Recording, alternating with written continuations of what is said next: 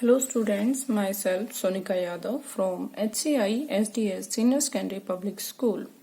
It is my lecture number 4 of the class 9th. In this lecture, I want to discuss with you the chapter Why Do We Fall Ill? So, today's my topic that is the symptoms of disease and principle of treatment of disease. So first of all, symptoms क्या होते हैं? What are symptoms? So symptoms बच्चा जो indicate करे कि एक person की body में डिजीज है, okay?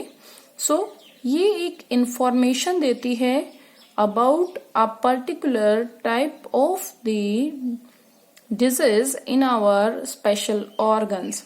So symptoms, they indicate presence of disease and it give collective information or indication of a number of disease. Like यहाँ पर disease को हम specify नहीं कर सकते, but ये पता चलेगा कि body में disease है. Symptoms of disease के बेस पर ही डॉक्टर सर्च करते हैं for a definite sign कि क्या बीमारी हो सकती है. सो साइन होता क्या है बेटा? जो इंडिकेट करे presence of a particular disease. Symptoms में इंडिकेशन था बट नंबर ऑफ डिजीज के लिए, बट साइन में इंडिकेशन है that is for a particular disease.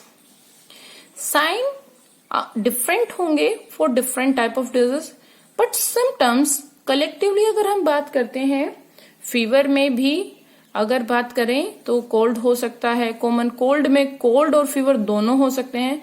सो वो सिम्टम्स हैं.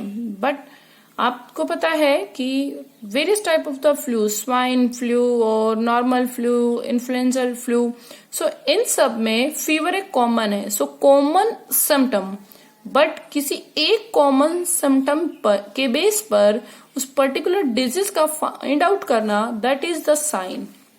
Now the next topic that is the principle of treatment. So बीमारी पता चल गई कौन सी है, सो उसके ट्रीटमेंट के बारे में सोचा जाएगा. सो प्रिंसिपल ऑफ ट्रीटमेंट मतलब वो सिद्धांत जो उस डिजीज से रिकवर कराए, उसका ट्रीटमेंट किया जाए, इलाज किया जाए. सो ट्रीटमेंट के दो रास्ते हैं.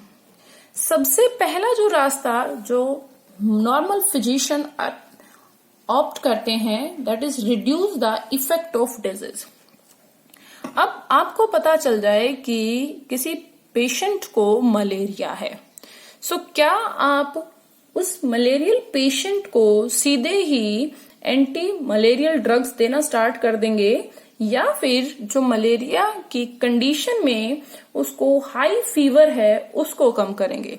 सो सबसे पहले ट्रीटमेंट में इस चीज का ध्यान रखना है कि पहले डिजीज के इफेक्ट्स को कम किया जाएगा.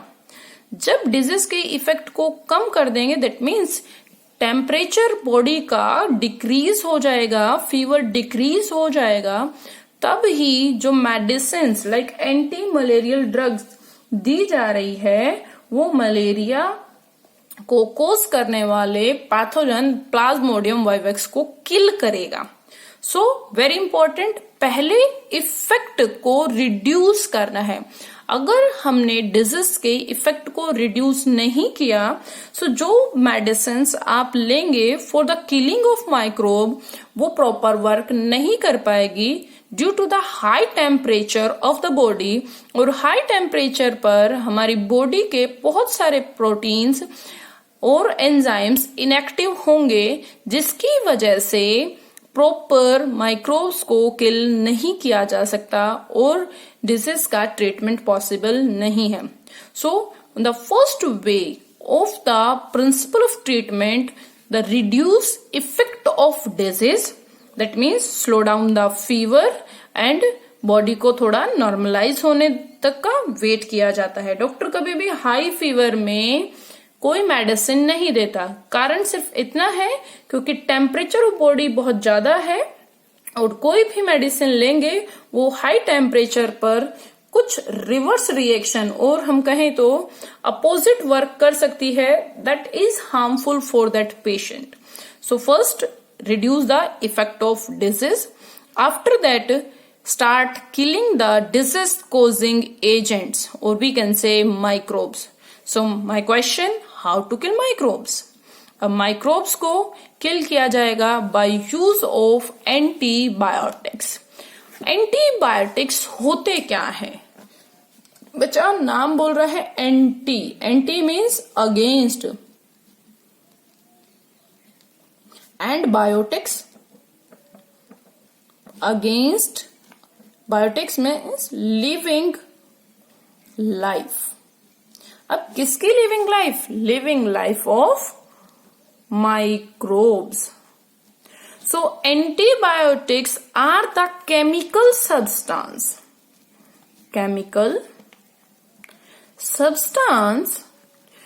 which are used to kill the microbes,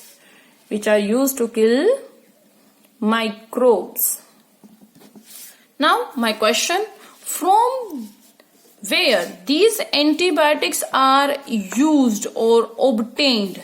So antibiotics mostly obtained from the living organism. So antibiotics are chemicals which are produced by microorganisms, especially bacteria and fungi, and they have the ability to destroy or inhibit the growth of pathogen. That means they work against the growth of pathogen. So antibiotics, they are used in low concentration. बहुत ज्यादा नहीं लिए जाते हैं. They are used in low concentration. Antibiotics that is discovered by Sir Alexander Fleming in 1928. Sir Alexander Fleming that discovered the first antibiotic in 1928. But this antibiotic, that is penicillin, not used on that year, that is used in 1940 for the treatment of injured soldiers during Second World War. During Second World War.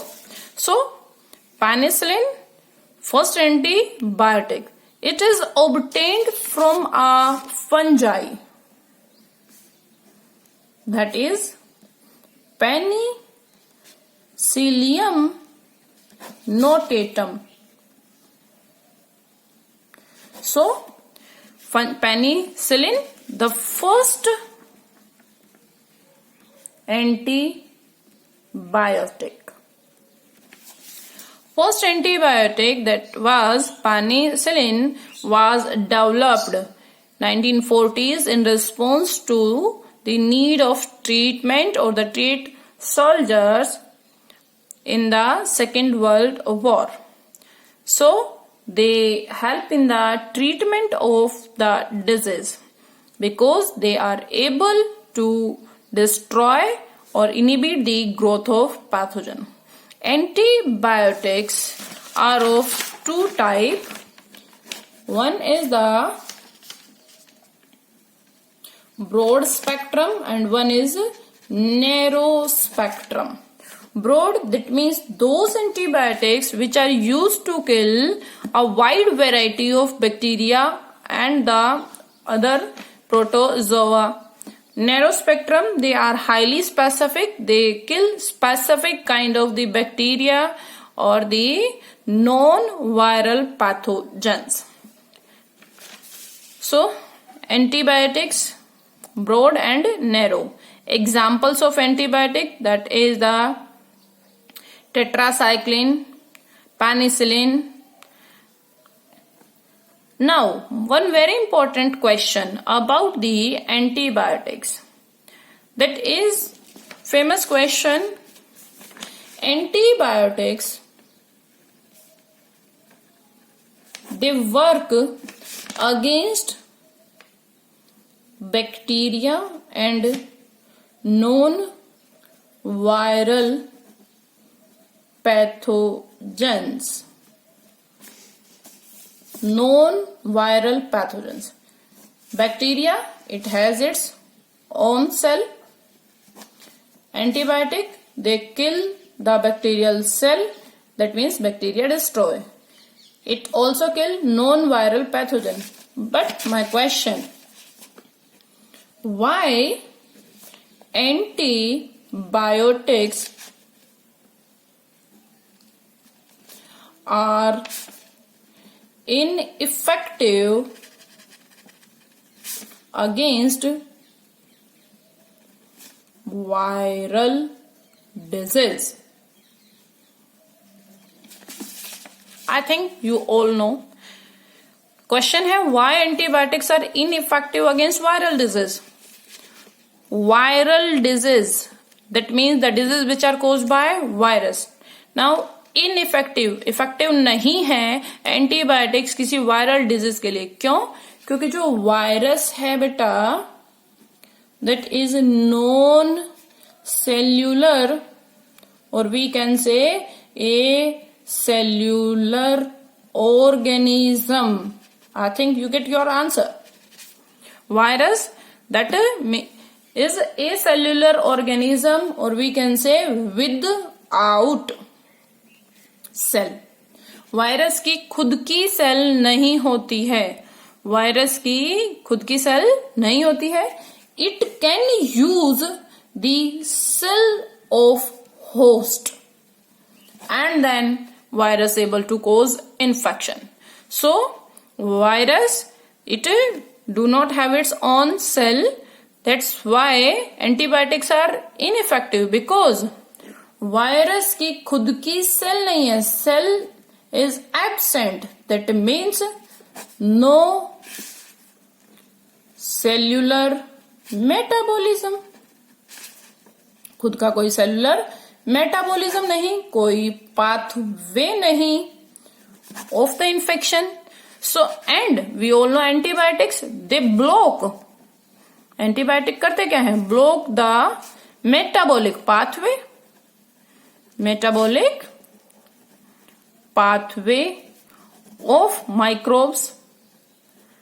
Now question का answer मिल गया आपको कि antibiotics तो block करते थे metabolic pathway of the microbe. But यहां पर क्या है? वायरस जिसके पास खुद की कोई सेल नहीं.